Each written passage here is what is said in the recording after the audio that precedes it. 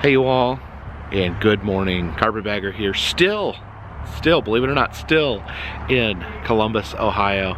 Came by to visit my car here at the body shop. Last night me and Jen came, we cleaned all my luggage out of here, everything, stripped everything down, and put it in her vehicle.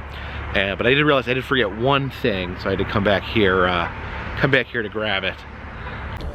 Yeah, I remember to grab just about everything except my Easy Pass. Definitely gonna need that. Yeah, I wanted to make sure I had my Easy Pass transponder. This pays all the toll booths without me having to stop. This works just about everywhere. I actually had a Sun Pass in my car as well, but I don't think I need it anymore because I think Easy Pass now works everywhere in Florida. I think Easy Pass works about everywhere now.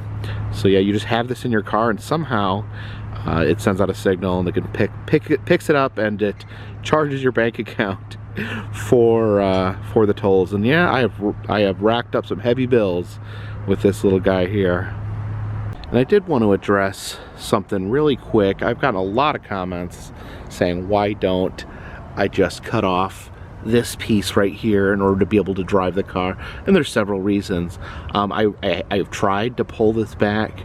I tried to move it, tried to snap it off. It is very solid. It is very affixed in the position. As a matter of fact, it's the entire bumper is bent back and pressed up against the tire there. And in addition to that, the assurance adjuster has not viewed this yet. I wanted to have them look at it before I start chopping pieces off the car. I feel like that could interfere with me getting the car assessed properly. And all that too, I don't know that this car could make it a good distance. I don't know if the frame is bent. As you see, the back door won't close. You can see just how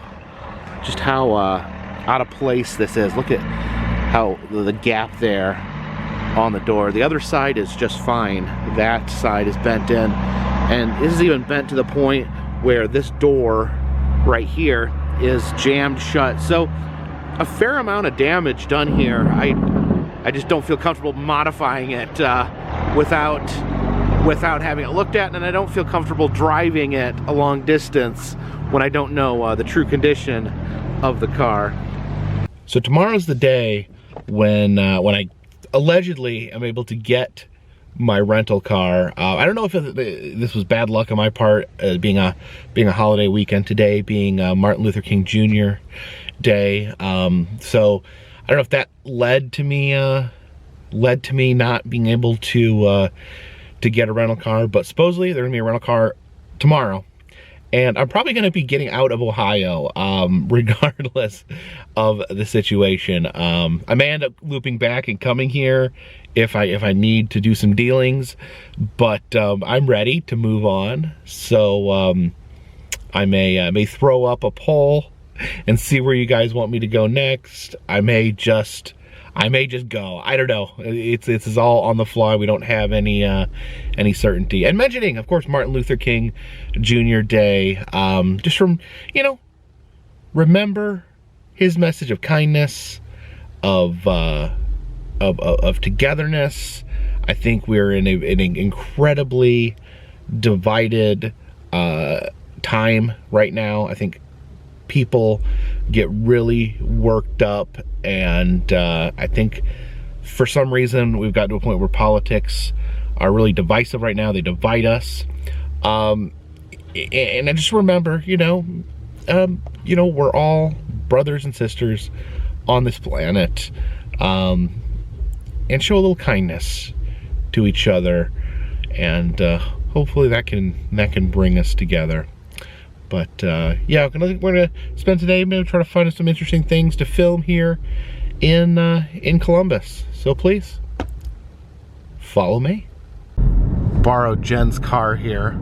So in addition to the hat, we also got a moose and a red panda there on the dashboard. Now we've come over here to Dublin, Ohio, just outside of Columbus, to Wendy's. Now this may look just like a normal Wendy's, but I assure you it is not. This is the Flagship Wendy's. This is their flagship restaurant. So while this is not the first Wendy's, it is, as I mentioned, the flagship Wendy's. The Wendy's was founded in Columbus, Ohio, so it is local cuisine. Unfortunately, in 2008, the original Wendy's closed down in Columbus, but they built this magnificent flagship Wendy's to take its place. Let's check this out. Before we head inside, we see out in front they have a statue of none other than Dave Thomas, the founder of Wendy's.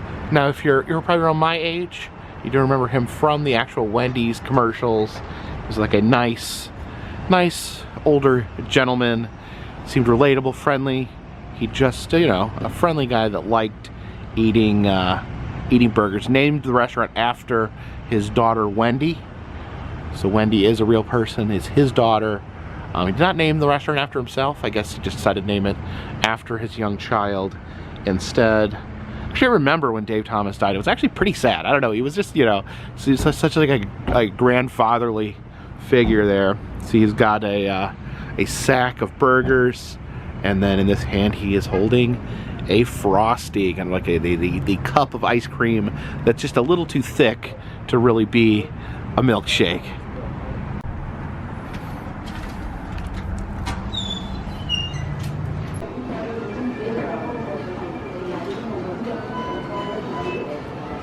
Back in this area here, they actually have a little Wendy's museum. See that sign there says Wendy's first restaurant established 1969. This is not the first restaurant, but that sign actually hung at the original Wendy's until it closed down in 2008. You can see the original menu there. Very simple menu. You got a single, a double, a triple. Of course, a single costs 69 cents. Those were the days. Then also, you get French fries, Frosties, or chili. You can see that this is a Tiffany's lamp, piece of a Tiffany's lamp. The original Wendy's stores all had these fancy lamps made by Tiffany's. I guess they were trying to set themselves aside as being kind of a nicer fast food restaurant. Oh, and look up there. There's actually one of those Wendy's Tiffany's lamps right there. They would also apparently have these hanging glass beads as well. I definitely don't remember that. The sign here says this seating area was taken for the Wendy's in downtown Columbus. This is a replica of what dining rooms looked like in the 1970s. I think I do actually remember them having the tables like this, where they would have the old newspaper ads on the table. We can kind of look at the retro furniture that they have in here. There we have the original Wendy's workers outfit they would wear behind the counter. You have the nice little cap there to top off the outfit. Said that Wendy's needed an extra sturdy spatula to turn their quarter-pound burgers, so they actually used a masonry trowel. That's pretty interesting. And right there, that little chunk there, that's a piece of the original grill. So there's the salt and pepper shakers, look like Frosties. Here's the classic "Where's the beef?"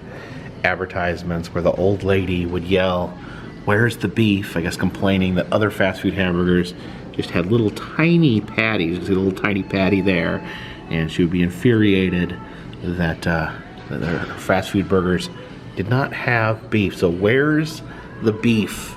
became their catchphrase.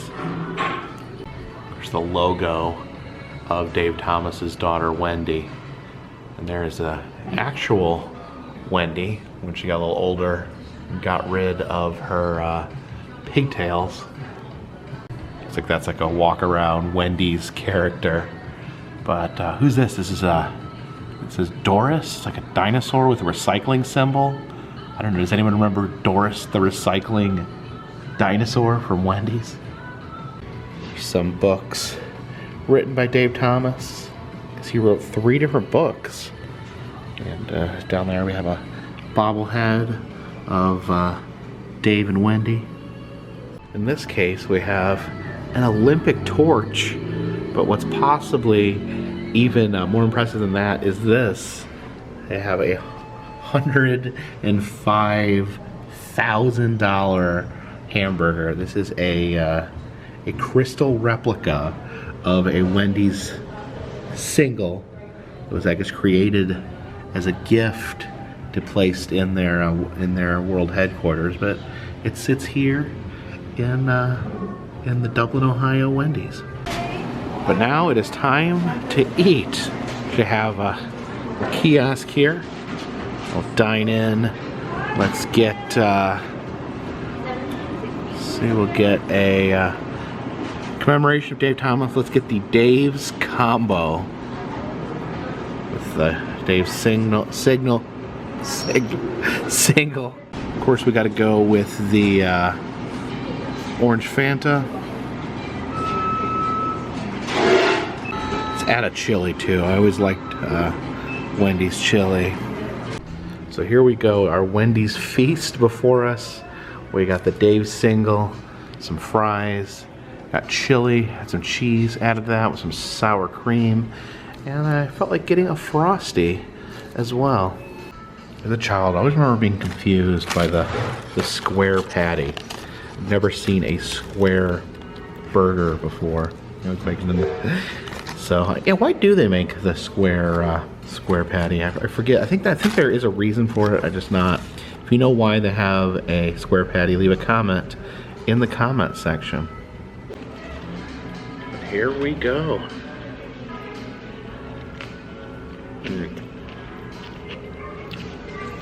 Really is a good hamburger. A yummy pickle in there. I always forget when I'm looking for fast food. Forget about Wendy's a lot, but it really has a delicious burger. Actually, I can't believe I just remembered this. I worked at a Wendy's for about a week. I did not enjoy it, but I do remember they do eat, the meat was actually fresh. There was no frozen meat. They actually had, like, the meat was pink and refrigerated, not frozen. So I think that's a key, you know, fresh meat. Man, I did not like working at Wendy's. I worked at the fry station, dunking fries in hot oil. I think that's my only fast food experience. I worked at Papa John's too. That's fast food. But yeah, my week at Wendy's, not the happiest time in my life. I'd much rather be eating at Wendy's than working at Wendy's. Another childhood memory is dipping the fries in the Frosty. It's ice cream and potato together at last. So yeah, that's pretty good. Although, probably just prefer to use a spoon. Yeah, the Frosty always interesting to me. You know, it's not a milkshake. It's too thick to be a milkshake. So it's kind of just like a cup full of soft serve ice cream. I loved these as a kid.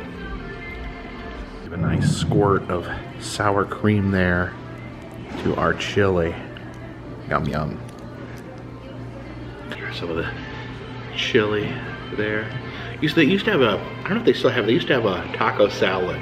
And basically they just took a salad and dumped chili on top. That used to be what I would always get at Wendy's.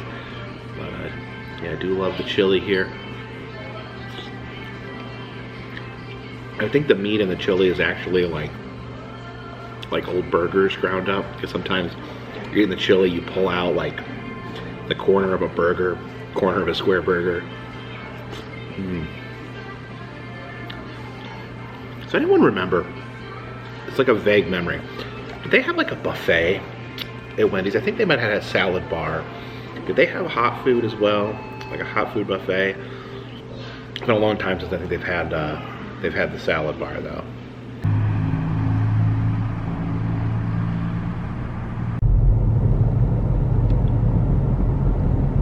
Still in Dublin, Ohio, in this office park.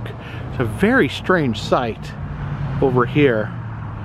If you look at this field, it's full of corn, but not like corn that grows naturally or corn that you eat.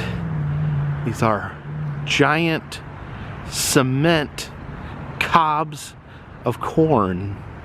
This is a work of art known as Field of Corn, but apparently a lot of locals refer to it as Cornhenge.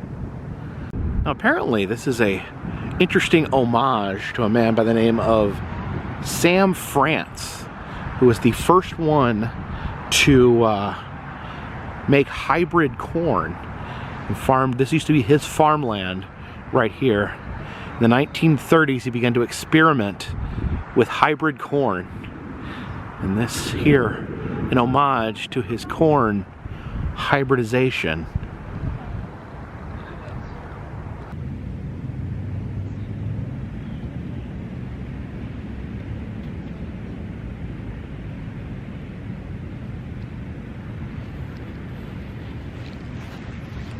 Yeah, there's something very surreal just about these giant corn cobs. Each one's about the height of a person.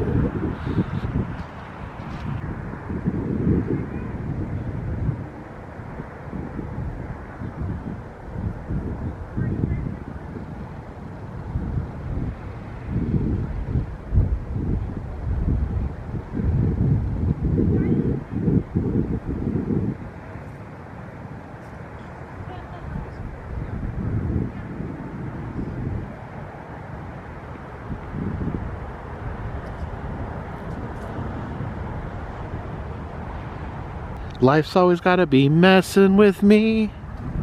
Can't they chill and let me be free?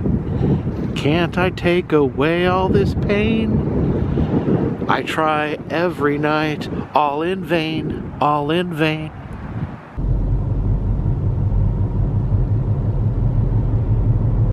But Cornhenge, not the only strange sculpture in this area. Just a few miles down the road here at Ballantine Park, we have these 3 giant rabbits dancing on top of a hill. Let's go up this hill and get a closer look at these rabbits.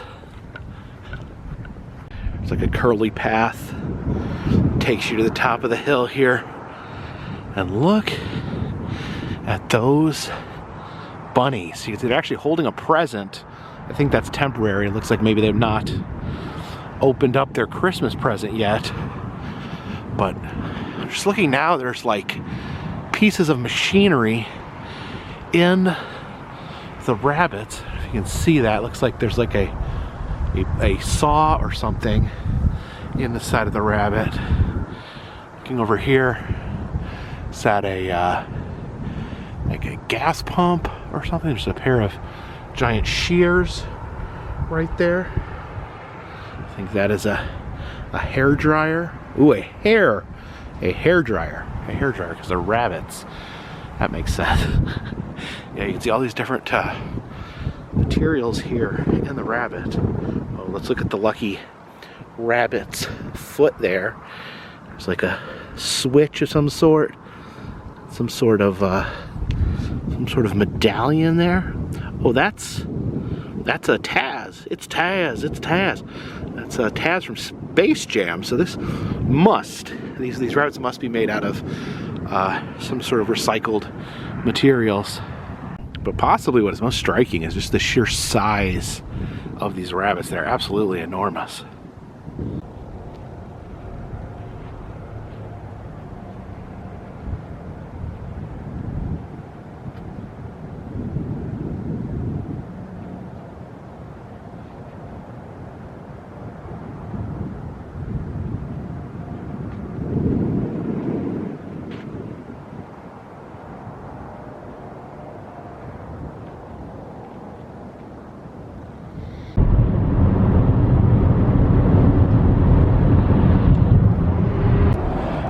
Come down here to downtown Columbus. There's something that I'm looking for.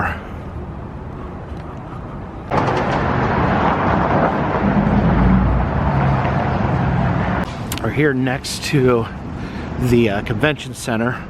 What we're looking for is actually inside the convention center, but see if we can find it up here. See if we can. How do we get in here? All right. We have an unlocked door. And we can get inside. Oh, and there it is. So this here is called As We Are. It's takes scans of people's faces, and you can actually scan your own face and have it put into rotation here, and supposedly it cycles through faces. But I noticed today is Martin Luther King Jr. Day, as I mentioned, so it looks like it has been turned on to be a static face of Martin Luther King Jr. So I don't know. I wanted to see about having my own face scanned, but I think it may be, maybe they're not doing that today in honor of Martin Luther King Jr. Going back behind the head here, you can see the photo booth that you would step in here, and if you look at the screen, it has the face of Dr.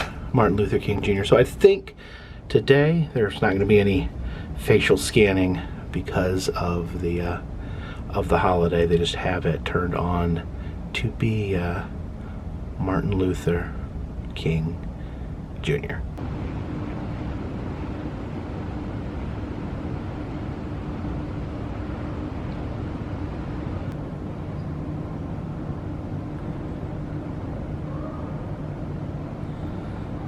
Definitely did want to interact with the exhibit, but you know, absolutely no hard feelings. I feel like Dr. King definitely deserves to have his face up here on his special day. But I do want to come back and try to put my face on this giant head at some point.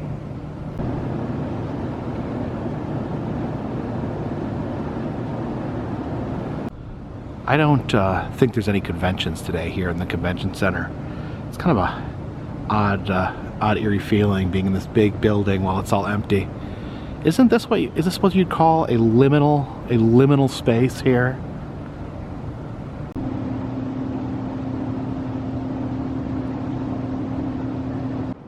Oh, look at this. It has arrived. In this vending machine they have Starry.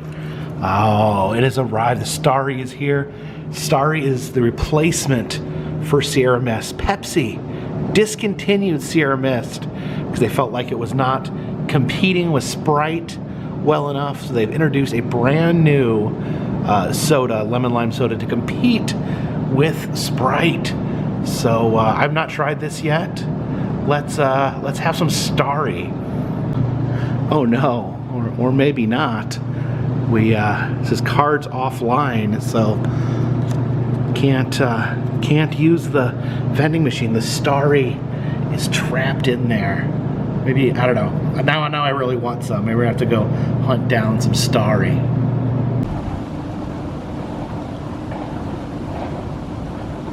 Do you guys want to race?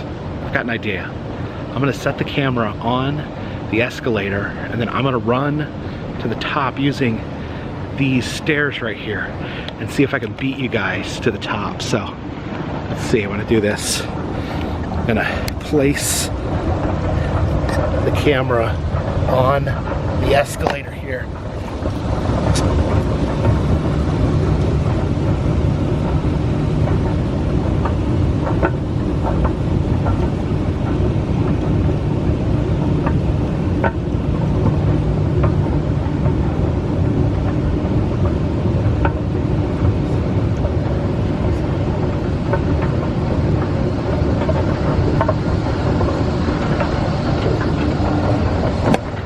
I won. I beat you guys to the top.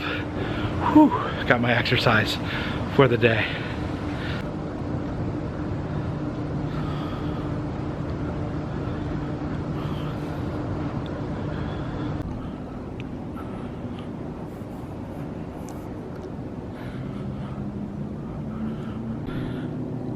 There's another vending machine, but this one doesn't have any Starry in it. And look who we have here in front of the convention center. It's Arnold Schwarzenegger. Apparently they erected this statue when he won the Mr. World competition in 1970. So they built a statue to commemorate his rippling muscles. Oh my goodness. Look at that. Look at his muscular feet there. So we can walk you around the statue so you can get a full view of his musculature. Look at his rippling back muscles there.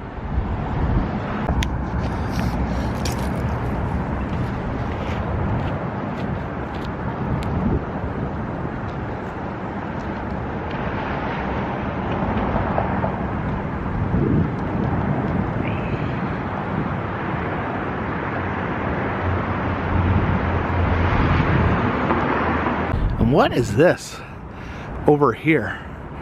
Looks like some sort of ice sculpture, maybe? Oh yeah, that is ice. So you kind of make out a little face, maybe? I don't know. He's got a cross there. I don't know. Who was this Iceman?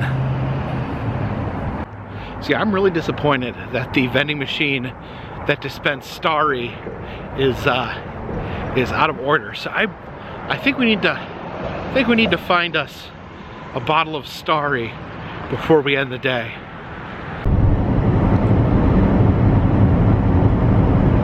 All right, see if we can find us some Starry. Stopped here at the Sheetz gas station. Let's see if they carry Starry. And there we go. Starry. Okay, we have successfully located a bottle of Starry. Is that how it's Starry? Is that how it's pronounced? I don't know. Maybe it's just because it's new. That just seems like an awkward name. Starry. Okay. I think I'm getting used to it. All right, let's see what this tastes like. They didn't have any Sierra Mist, otherwise I would have done a taste test.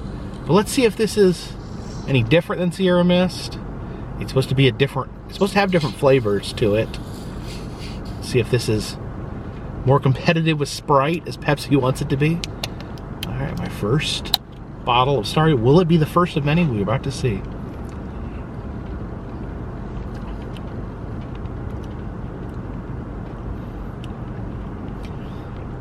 It's similar. It's similar to Sierra Mist.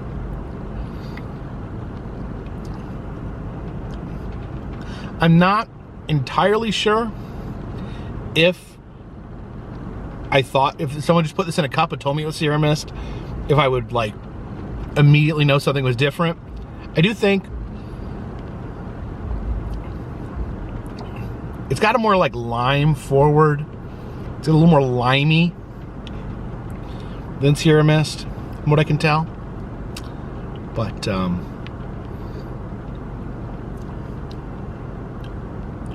it's fine. It's really fine. It's you know, a lemon lime clear soda. I guess just get used to saying Starry at the Taco Bell window.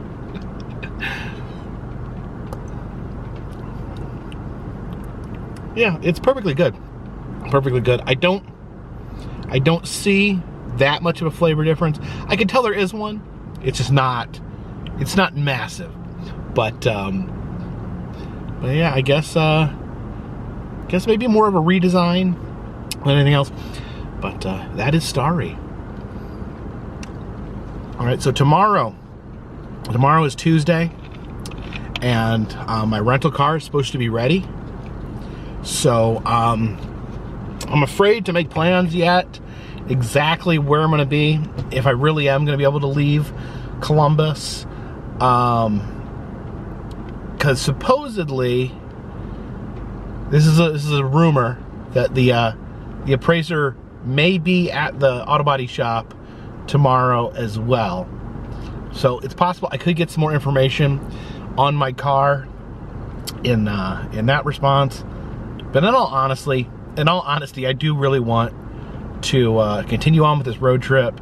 So I may get the rental car and just head out. If I have to loop back around and come back to Columbus to deal with something, I can always do that. But we'll just have to see. Again, this is difficult for me, but I'm just trying to take this one step at a time, trying to just accept the things that I do not have control over. So we'll see. I'm really curious to see what the appraiser, the adjuster, whatever that person is called. I'm really curious what they have to say when they see my car. But there's no telling until I hear something from them. So tomorrow's a new day. Again, I thank everyone for their positivity, their support, for the views I've been getting on these videos, for you know, those of you that have signed up for Patreon, those of you that have ordered pins. That all helps. That all helps a huge amount. You guys have no idea how much that helps. You know, if it wasn't for the Patreon that it wasn't for the Patreons that have already signed up, I would have been in a lot worse shape for this trip. This gave me the ability to be able to afford a hotel room to stay in, to be able to stay in the same area. I realize, you know, this could have been a lot worse. This could have been a lot worse if I wasn't prepared. But thank you guys so much. Again, if you are interested in helping support these journeys, Patreon's a great way. $3 or more a month will get you a postcard from me every month. Also, enamel pins in the Etsy shop. I have the Carpetbagger Merman pin. But as always, the best way to support this channel is just watch. Just watch. If you love these videos, watch them. If you don't, no one's making you. But until next time, this one's in the bag.